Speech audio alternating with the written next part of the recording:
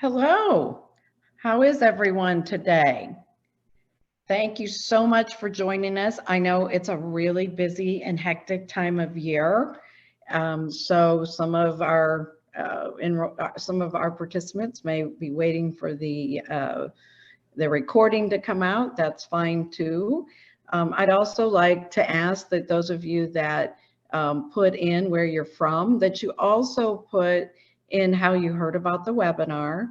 And certainly anytime you want to share the webinar information when you get it with friends in the industry, certainly feel free to do that.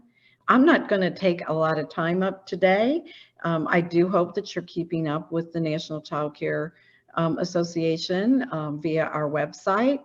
If you're not a member and receiving our emails, I would hope that you would join. Our website is nationalchildcare.org if you want to look back on some of the webinars that we've done before, and also just our updated advocacy information. We are also on Facebook and Instagram and LinkedIn.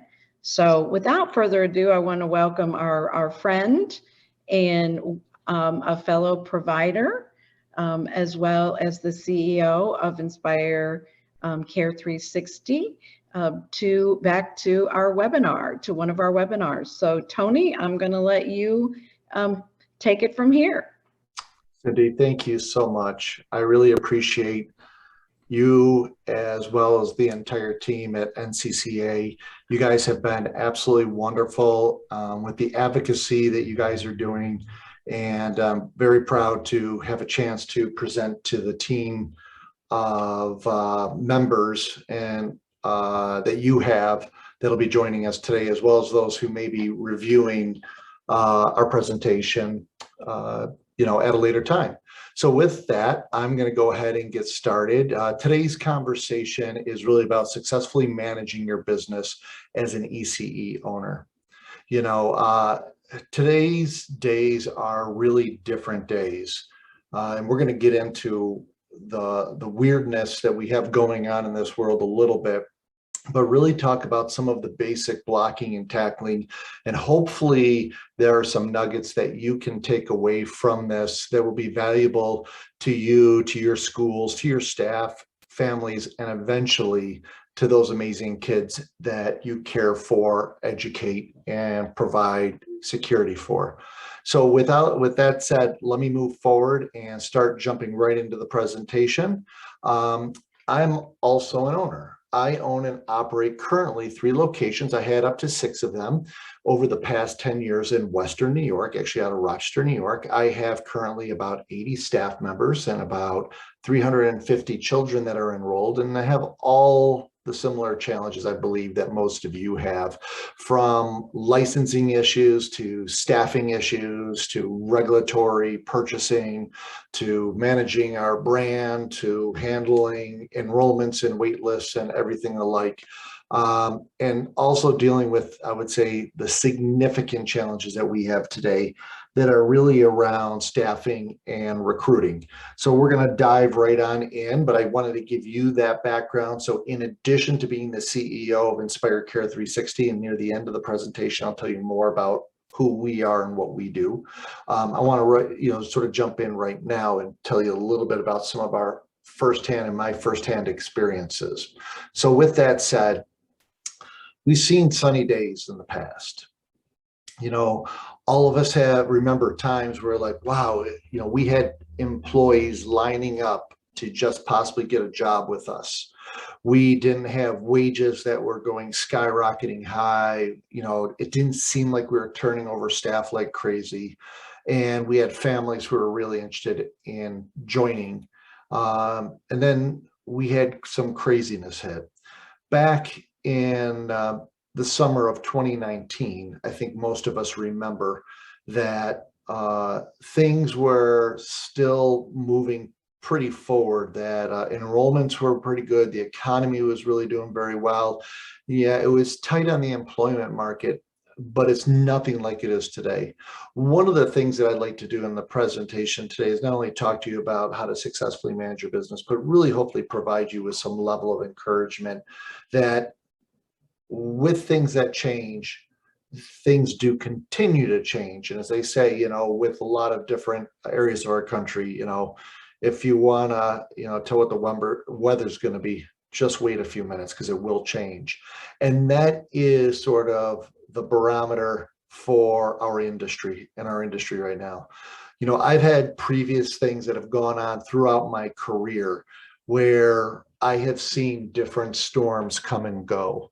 And I've watched these storms build up. Last year, obviously, we saw with the onset of COVID and the pandemic, we were not sure what was going to happen, but what we all knew is something was going to change, that there was a real massive storm building up that was going to affect us greatly. And we didn't know what the outcome of that was going to be.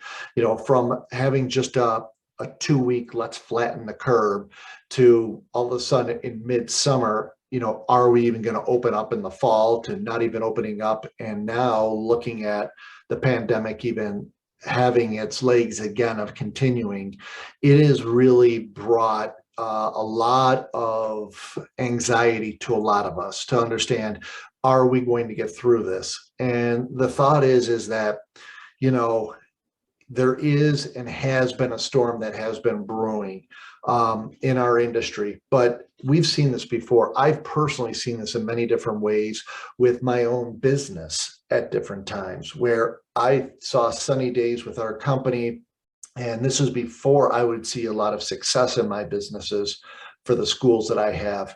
And before then, I thought that things were just going great, but I didn't realize there was a storm coming to my back.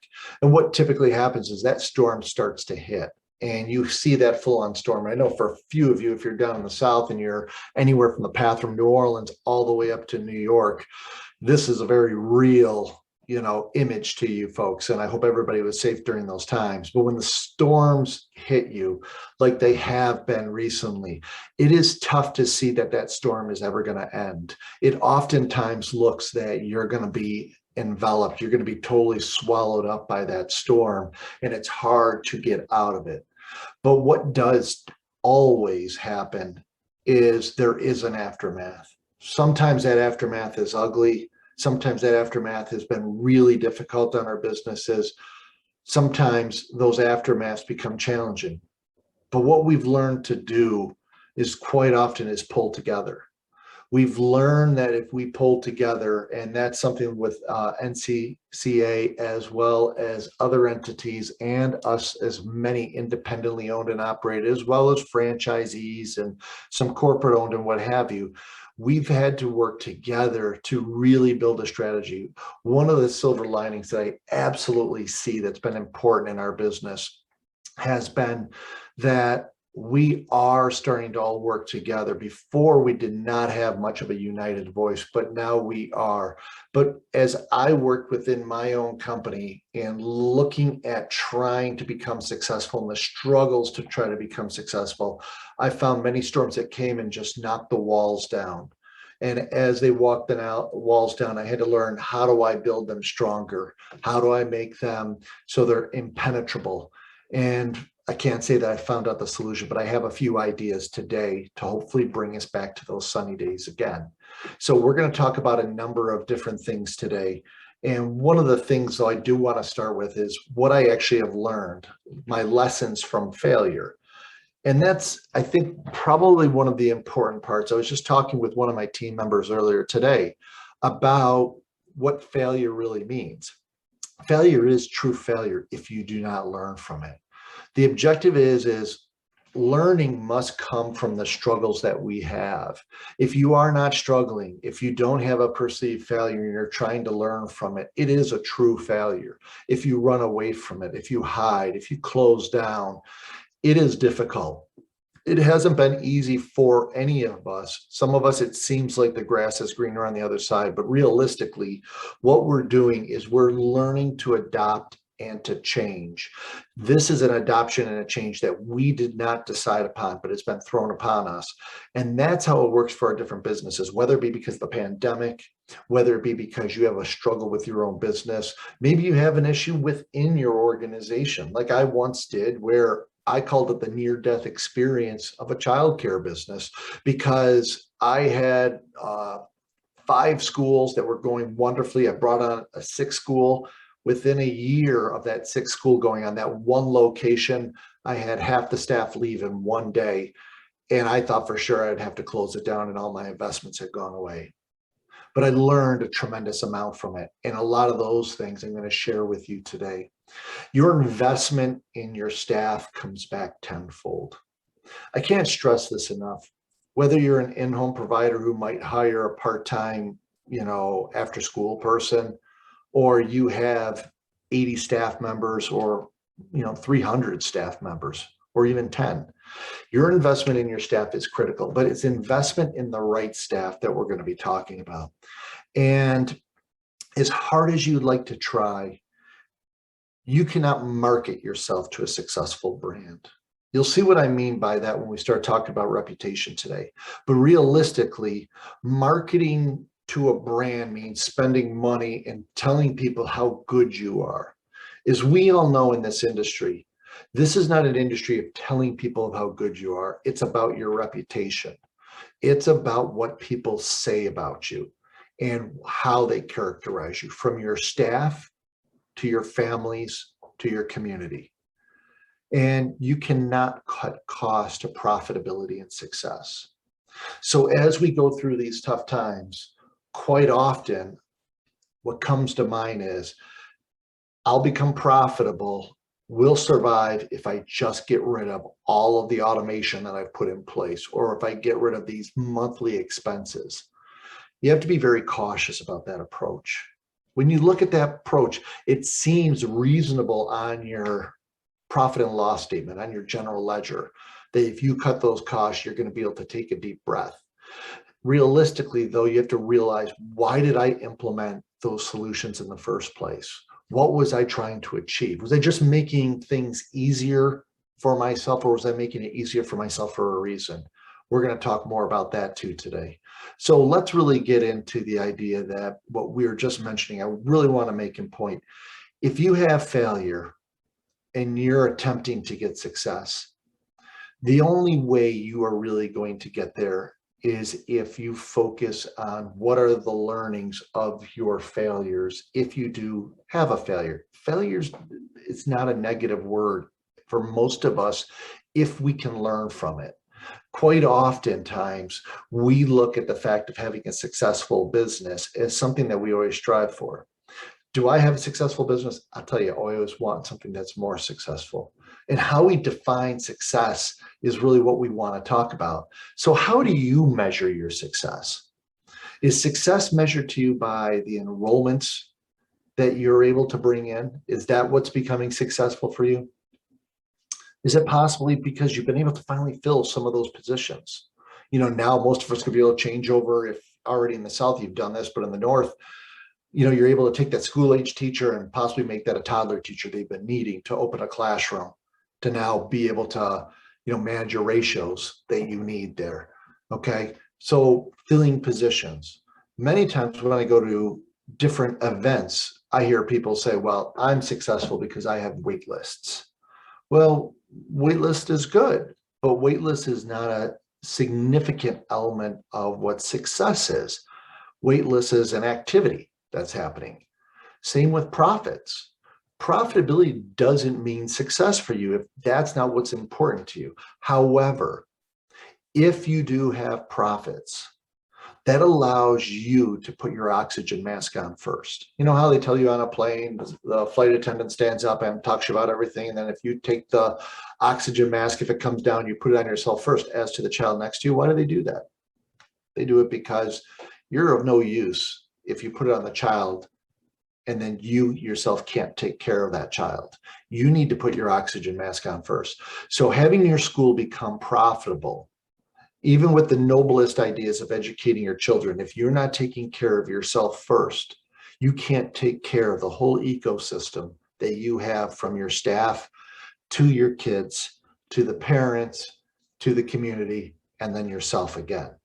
Okay, so you need to look at putting your oxygen mask on first. But really, what are we trying to get to measure success? We're really seeking peace of mind. We want freedom. We want happiness. There's a number of other things that we are seeking traditionally, and these are the outcomes that really identify success. My success cannot be your success. Your success needs to be determined yourself, but it's critically important that you determine, what does success mean for you? Because then you're able to look at what are the actionable steps to get you to that success. So today we want to talk about what are the 3 core areas of focus that you really need to take action on. And you can right away, even after this call, as well as starting to build up a plan in each one of these areas on success, from engagement to reputation to optimization. So let's move forward, and we're going to start off with staff engagement. So some of you may remember this if you went to college and you went to Psychology 101. This is Maslow's hierarchy of needs, this pyramid you may remember. If we look down here, though, what we do notice is that there's different levels. And if you remember about this, people start at the most basic needs down here at the bottom. So the physiological needs, such as air, water, shelter, sleep, clothing, reproduction, those are just the basics. So it is important for you to recognize that people do need the basics to survive. Same with safety needs, and those safety needs that they do need employment because they need money. They need their health to be good. They do need the ability to have personal security. These are the different elements, though, that most within our world of early learning and care, childcare, Montessori, Reggio programs, private school programs, this is where we typically look where our employees are at. Our employees are coming to us asking for these elements. The challenge is, if you want to really engage your teammates, you need to get to the next level. This is where you need to truly get to belonging, to getting that sense of family. Your staff members spend more time with you and your teammates than they do with their own family members, way more time. And for that need, they need a sense of connection. They really need that sense of belonging.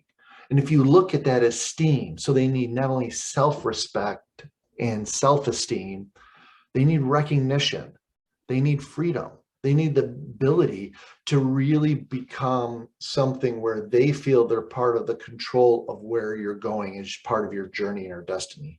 Now, if you get to the point of having staff members or yourself even to get to self-actualization, where you really have materialized and know exactly what you want, that's wonderful, and I congratulate you. I myself continue to strive to get to that point. But for us, your culture truly develops in the belonging and the esteem. So let's talk a little bit about what does it take to get to career and culture. If you look at this wheel here, we look at career and culture coming about with a number of different key pillars that support how you get to career and culture. And what we're going to do is talk about these individually. So if you were to do this alone and just hire for skills when you are hiring your staff members, you're sort of doing it wrong. Because if you're not hiring for your culture, you're going to find talented individuals, but they're going to be running up against you. You're going to feel friction. I don't know how many times you've probably had someone here, like you hired them on board and you're like, wow, they have 8 years of experience, or they've been a director before, or they've been this great teacher before. But then you realize that their culture and what's important to them is not what's important to you and the rest of your school. And you find that toxic employee, or you find that employee who isn't aligning to what's important to you, whether it be your code of conduct, whether it be how your career trajectory is, how they work within your programs, they oftentimes aren't clicking. And it is critically important for you to really focus on hiring for culture, not just skill, because we can teach teachers to become teachers. It is very difficult to teach culture. But what you can do is build your school for culture. And we're going to start first with belonging. We talked about on Maslow's hierarchy of needs how important belonging is. Belonging is all about also setting expectations. So similar to yourself coming to an event or to a function or to a new role that you have no idea what's going on, and you still don't have any idea what's going on, you feel very uncomfortable. You have a lot of anxiety. That's just how it is with a staff member who is new to your organization. So setting very clear and concise expectations is critical up front. So they know exactly what to expect on day 1, on day 30, 6 months, even a year. It's important to be communicative to your staff on an ongoing basis. Orientation to those expectations, the school and the culture is again critical. I put scheduling in here because you're like, well, belonging and scheduling, how does that mix? If you think about it, scheduling is a little bit of the secret sauce with our staff. If we've been running in the director role, in addition to ownership, you know that scheduling is one of our greatest challenges.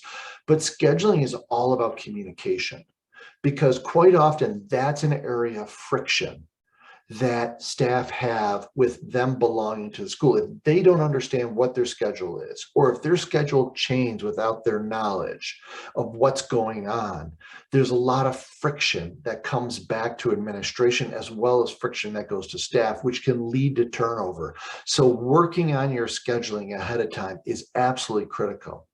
But you also have to really focus on what is a friendly and welcoming environment. If you as the administrative team is very welcoming to a new staff member as you bring them on board, yet your existing staff chooses that, you know what, this person might be someone who's going to just walk out the door a few days from now, or, you know what, I'm not going to help them because if I help them, I'm going to look bad, or whatever the situation may be, where your existing staff sort of bullies the new staff coming in, your opportunity for turnover is significantly higher than a welcoming environment. Do your existing staff members play a role, a critical role with onboarding your teammates? Even if they've been onboarded in the past month, what are you doing today to have them engage? So help your staff become part of your environment by having them participate with the direction of your schools, as well as your system in your organization. It is critical that you work with them to be part of the solution and not keep them in the dark. Oftentimes, as they say, you know, how do you grow mushrooms? Well, you know, you turn off the lights and you feed them a lot of crap. And a lot of staff members oftentimes feel like that. They're very surprised. They don't realize what's going to be going on. They don't understand that you might be having a tour going on that day and someone's going to be walking through. They weren't even informed of it. All of a sudden you walk into the room and say to this family who might be looking for, you know, care for their infant or their toddler or what have you, and say, oh, can you talk with the teacher? And they're like at a total surprise. They have no idea what this family's interested in or where they're coming from. So they're your staff knowing what's going on with your school, the fact that your school may be looking for grants, or your school may be seeking to improve its playground equipment, or your school may be looking to recruit and hire more or grow its enrollment. It's critical that your entire staff has a real-time knowledge of what you're trying to do. They are very much willing to be part of the solution, and it's important to engage them because they will be part of your entire marketing of your success of your school. Then you need to look at benefits. Originally, companies started adding benefits in the early 1900s, and the main reason for it was to attract staff members that were not coming to them. They were going to other employers. And what was one of the very first ones, you know, and again, they weren't mandates. Benefits weren't mandates as they are today. And once it becomes a mandate, it doesn't really become a benefit. It comes compulsory to your job when your state tells you you have to do this. But some of the things that are absolutely critical today that are expected is not only PTO time, flexibility, or access to supplemental kind of programs.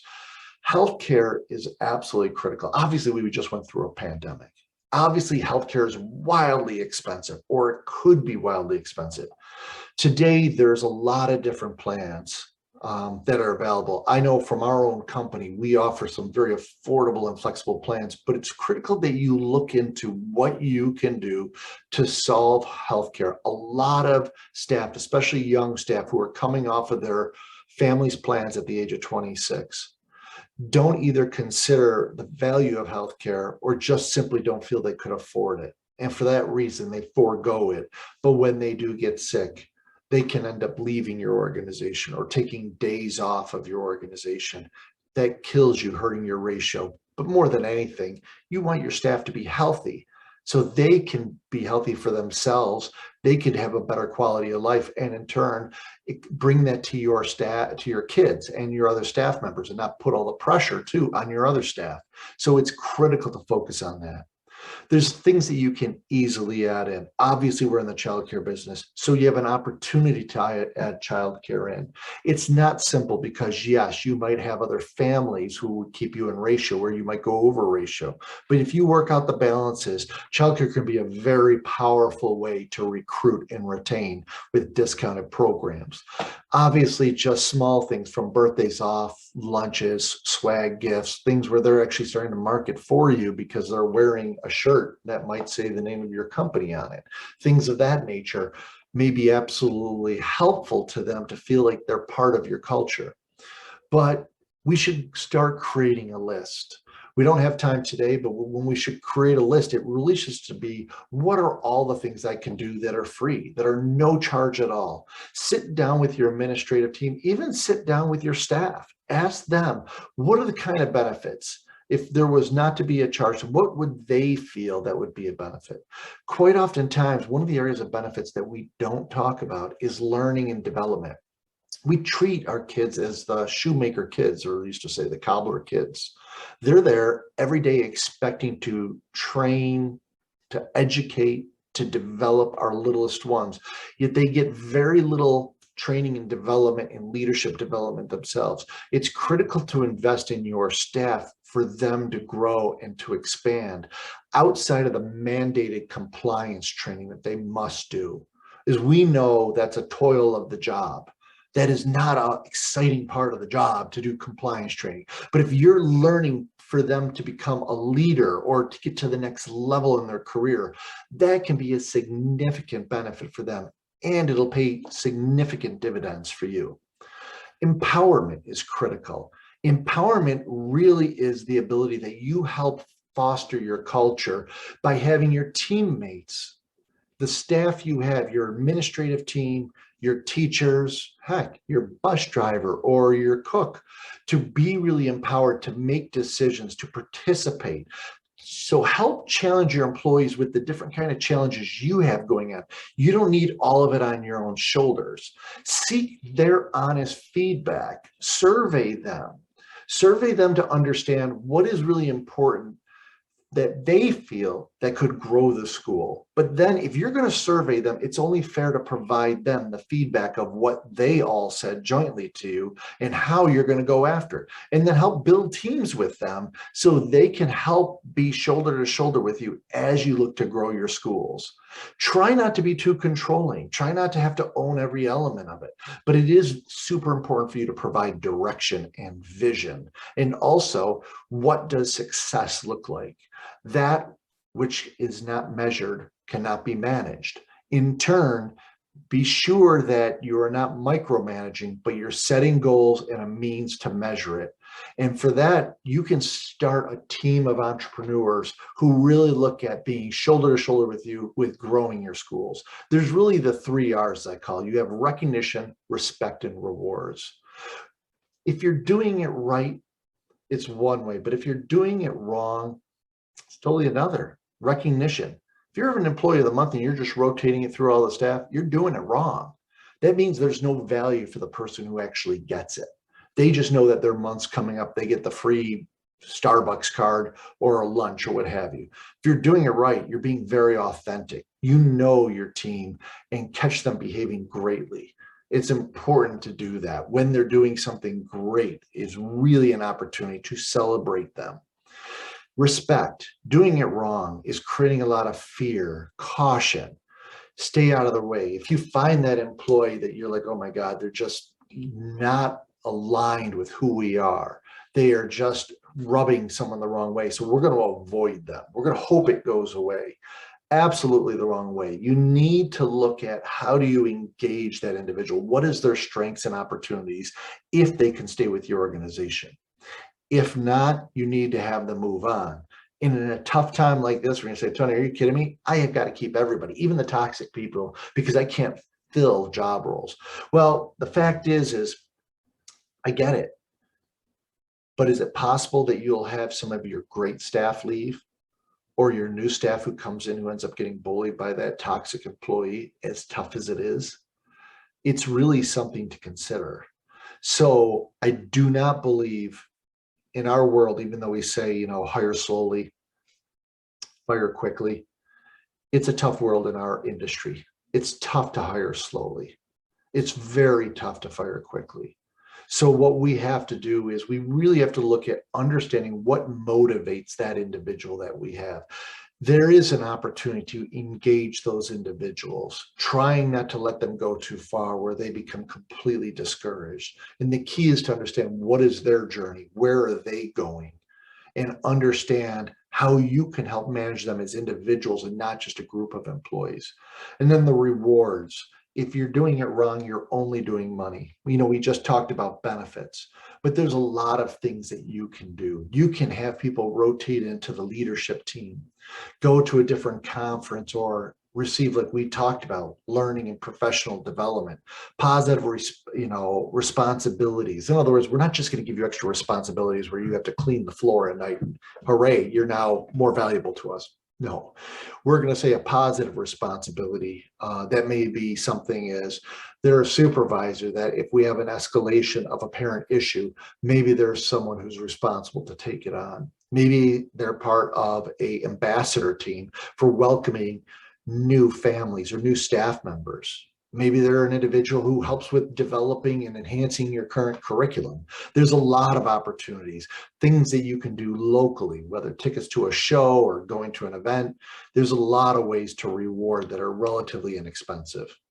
And then opportunities. Are the job roles at the school flat? In other words, do you only have a teacher and a director role, or do you have multiple career opportunity roles where someone comes in not only as an assistant teacher, but can become a junior to a teacher, to a senior teacher, to a program manager, to running multiple programs, to assistant director, to a junior director? You can have different levels, and each one of them comes with responsibility, possibly more pay, possibly more benefits, but the rewards that they're getting, they're also giving back to you in your school for success.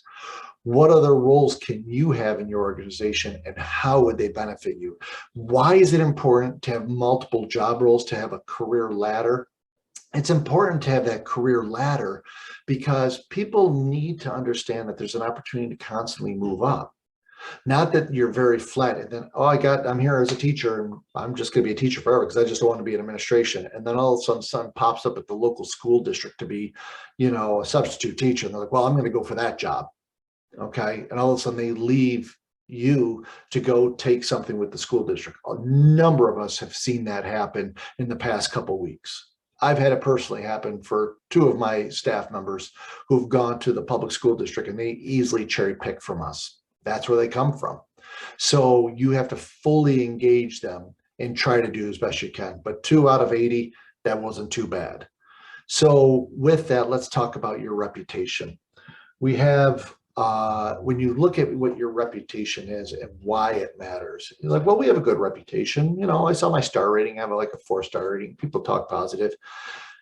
As our friend Jeff Bezos has once said, your brand is what people say about you when you're not in the room. They call this the toddler birthday party. That is usually happening on a Saturday. You didn't know about it until after it's occurred. You had a bunch of families get together, and are they, when they get to that birthday party, are they talking great about your school, or are they disparaging it, or are they saying, hey, I'm going to pull my child? Are they trying to convince other parents to come there at that birthday party to put their kids in your school?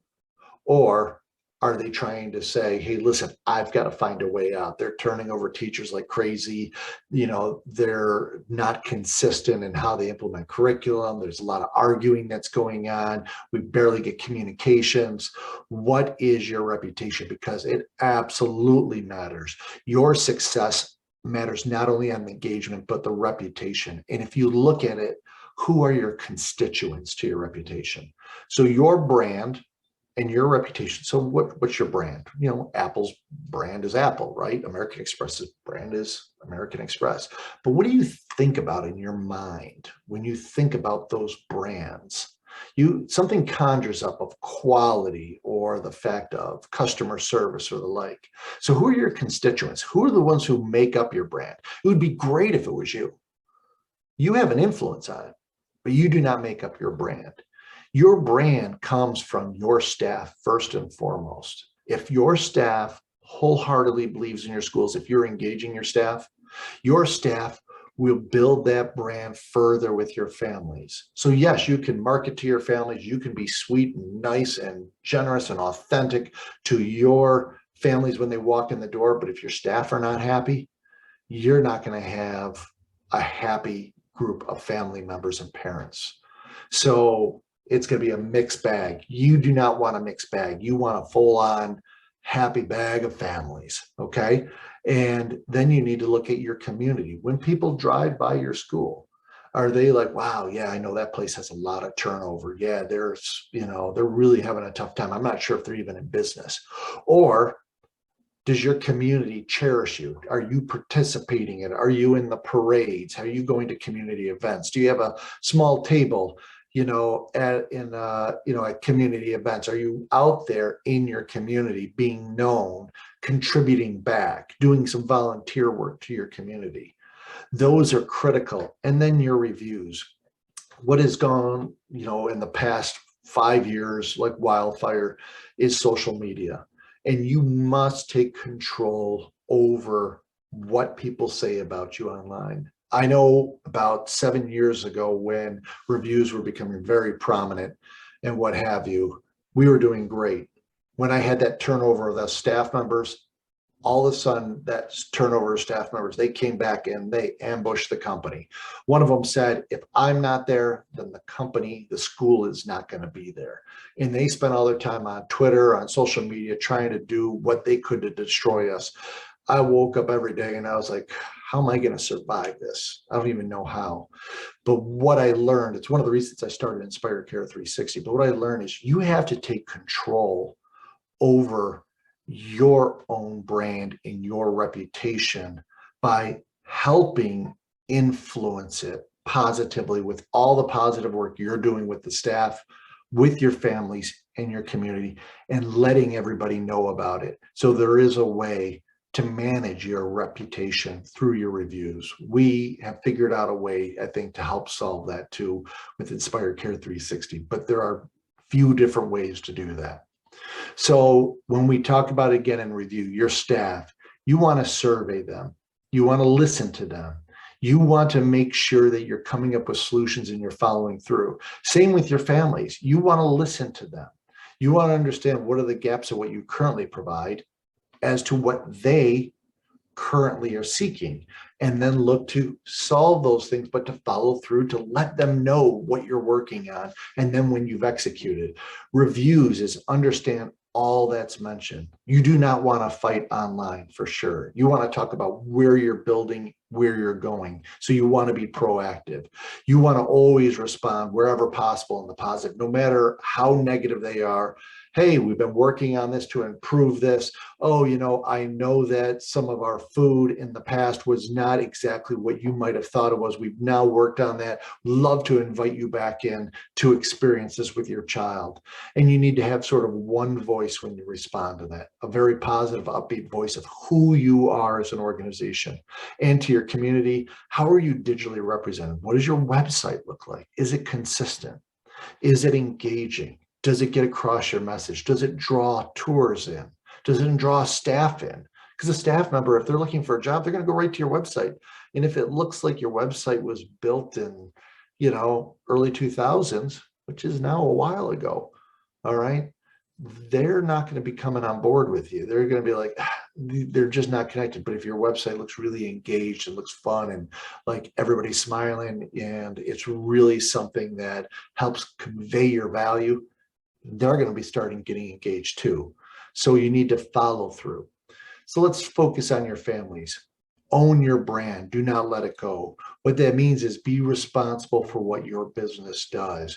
You want to be sure you're communicating to your families exactly where you're going and what you're doing. When your families reach out to you, it is critical that you personally are highly responsive, or you've designated an individual who is going to be highly responsive to them, that you do not let things go over a weekend. That, you know, if something happens to their child on a Friday afternoon, and you're like, oh, we'll get back to you on Monday. No, you need call after hours. It's critical, your responsiveness, that you get involved where you can. That escalates the value of your brand. Sometimes you even need to let go of a family, because some families can even be toxic for your overall environment. So even though it's tough to say that, well, why would I ever want to get rid of you? You all know that you have a parent that comes in, no matter what happens, they're complaining. They're also holding court outside of the door, telling everybody else. And at certain points, if you cannot have them come on board like you with a staff member, it's time to look at severing a relationship with that family, if they are not going to help you bring in new families, or they are going to help you lose your existing families. As tough as it is, there's value in doing that if you must. So let's talk about optimizing operations. So when we look to optimize operations, I like to say this again, it's not all about wait lists. And when I say it's about profitability, I know there's many of you whose big heart is there for the education of the kids. But if you're not profitable, you can't bring in the staff that you need to bring in. And then if you don't have the staff you can bring in, you can't educate those kids and you can't take care of those kids. So again, about putting your oxygen mask on first. You need to ensure that your schools are profitable. Even if you're a nonprofit, you need to make sure that your schools are profitable, that they are in the black and not in the red. Unfortunately, we had in our region up here, they had enrollments. It was a behavioral school, the Stepping Stones. And unfortunately, they closed down because they just mismanaged their funds. And there's a lot of wonderful people there. We had over 500 displaced kids who were on the spectrum. It was absolutely horrible because we weren't prepared. Our staff were not prepared to take on kids on the spectrum. They weren't equipped with it. So we had families that we were unfortunately having to turn away because we really couldn't do justice for those children as best we could. We looked at temporary solutions to help them. But at the end of the day, what happened is that large not-for-profit mismanaged their funds. And unfortunately, that whole element of what went away in the community. So focusing on your funds is critically important. So I want to bring up just a really quick exercise. We have about 15 minutes left, but in this exercise, I'd like you just to quickly see, which one of these do you prefer? Over here, you have your school. You have a potential of 100 enrollments. How many enrollments do you currently have? You have 100. You're at 100%. Okay, everybody's there. You have a wait list actually of 20. There's 20 staff members who are actually on board. Your average tuition, let's say, is $9,500. Your total revenue, which is 100 times 9,500, is $950,000. Your discounts that you're giving families because of either vacation discounts or additional child discounts, or because they work for the hospital, or because they have done some other type of things, you're giving different kind of discounts, about $100,000 a year. So your annual gross revenue is $850,000. 950 minus 100,000 is 850. Your payroll, to hire people on, you're paying people as much as you can at this point. So you're paying a lot for payroll. And because of that, you're at 62% on average. So you have a huge chunk of this that is going to your payroll. And also you haven't really been focusing on your expenses, from your leases to what you pay for your utilities to what you're paying for your food supply, your office supplies, your supplies for school, your janitorial, all those different elements. You're sort of just paying whatever you can just to get the dollars out the door to get the supplies in. So your net profit is 6% or 57,000. If you happen to be an owner operator, congratulations, you own a job. You do not own a company that is going to flourish. You need to look at how do you take this kind of profitability and invest it back as well as take care of yourself. How do you invest it back into your staff, into your families, and to ultimately your children? If you do not have significant profit here where you can take some of that profit and invest it back in. So let's take the exact same scenario. You have the potential of 100 enrollments, but you only have 87 enrolled. You don't have a wait list. You actually have 13 open spots, but your average tuition is at $12,885 because you've been charging a little bit more than market rate, but your quality that you offer through your staff and through your reputation is higher than the average of the other providers in the neighborhood. That means your total revenue, take this times this, you're getting at 1.12 million.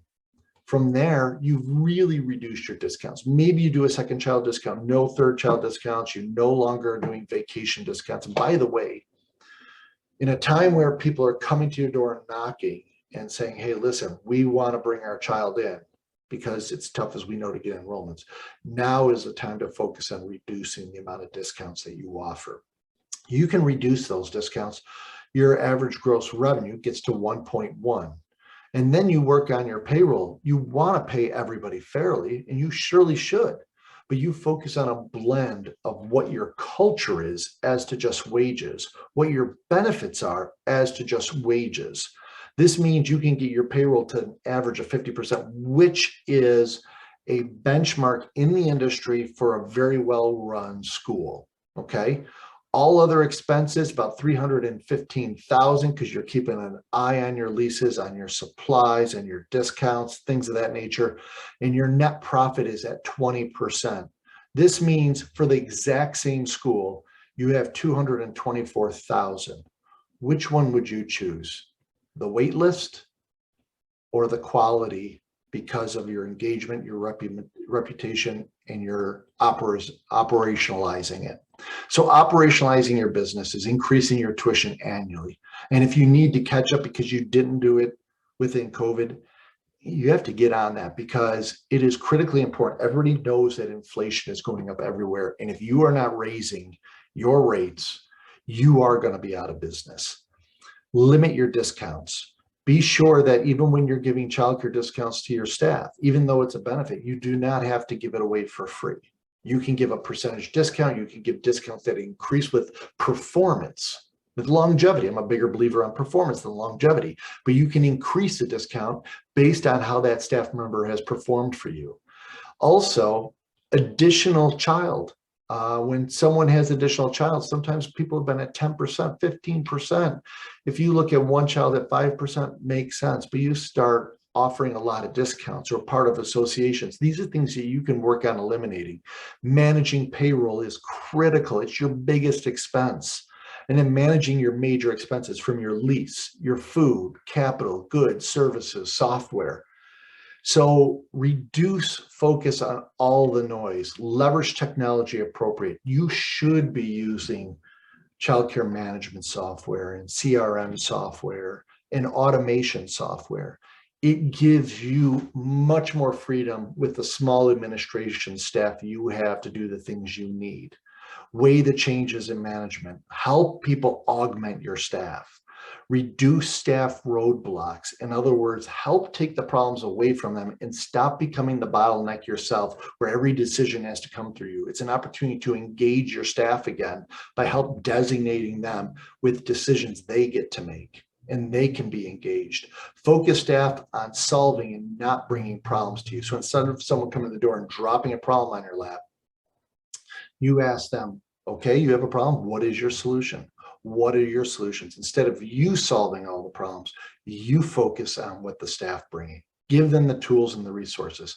So in summary, what you have is focus on your staff, more of a carrot, less of a stick approach. Focus on your culture, reward, benefits, belonging, recognition, opportunity, empowerment. Summary on your reputation is listen. Staff and families, watch your reviews, watch your community. You can't pay yourself to a great reputation. You must earn it. So focus on your families, focus on your staff, and you will build that reputation when you produce amazing kids. Operationally, operationalize your business. You need to do tuition increases. You need to significantly reduce your discounts. Keep a close eye on your payroll. Negotiate your leases. Focus on discounts for supply, services, software, and capital goods. So as I conclude this presentation here, I'm going to tell you just quickly here a little bit of what Inspire Care 360 does. So Inspire Care 360 is we're an augmentation for all the schools that are out there. We help simplify their world. So why do I know a little bit about this stuff? It's sort of what we do too. Most of those things we talked about are things that you can do yourself. But if you're looking for support on that, that's something that we can do. We have comprehensive onboarding training and a learning management system to help you manage all of your training and onboarding, your professional growth and development, leadership development for your staff, for you as becoming a coach, as an owner operator. We offer healthcare and HR solutions, all part of our membership underneath one umbrella. We help you grow with brand assessments, digital marketing, reputation management, and we help you optimize your business with financial expertise, executive coaching, and a buy group second to none in the industry. So with that said, I have about 5 minutes left. So just to ask Cindy or anybody, I'm not sure if any questions have come in, but I'm happy to answer anything that we may have. If not, we can work towards conclusion.